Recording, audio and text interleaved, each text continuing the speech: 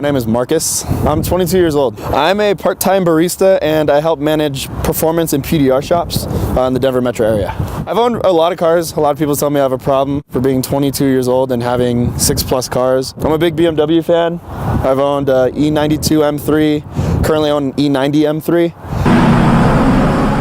My interest in cars is the noise, the speed, and passion. I'm a street racer.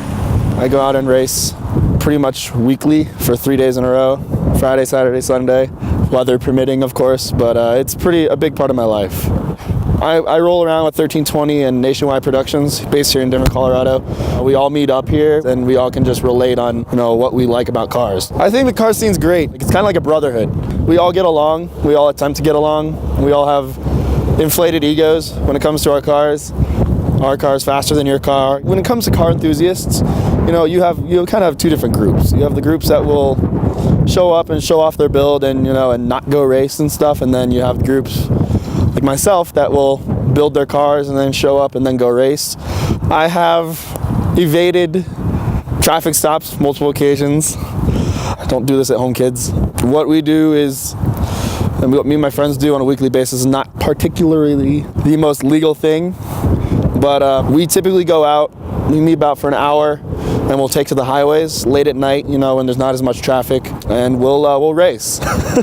Long story short, we'll race. We go to events like Texas 2K, it's the Super Bowl street racing. We will have fundraising events for charities and whatnot. So sometimes we get on the good side of police, sometimes we're not. Most of the time we're not. So we'll do what we have to do to kind of avoid talking to them, if you kind of can catch my drift. My old M3, I was racing some of my friends. He has an E60 M5 V10 modded. We were racing I-25 South one night, and we came around the corner by county line, and we were going about 170 miles an hour. And the semi-truck got on the highway and kind of cut him off because he ended up getting in front of me because we were starting to kind of just ended our race, so we were slowing down a little bit.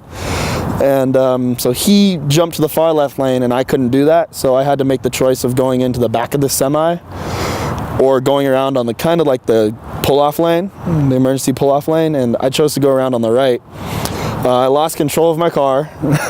My rear end came out from underneath me, and at 165 miles an hour I spun 3 times across I-70. And all I managed to do was scrape my front bumper on the median. That was it. No airbags, nothing. But I still love doing it. There are many accidents, actually. Why do I still race? It's a passion, to kind of get a little deep into it. Me and my friends, we come out here every weekend, and we're one big family. And so it's kind of like, you get to catch up with everybody, and it's the adrenaline rush you get from it, Who gets to say, oh yeah, on a weekly basis I go 150 mile an hour plus, I elude cops, I beat cars that should typically beat me, but it's kind of just the adrenaline rush and the passion.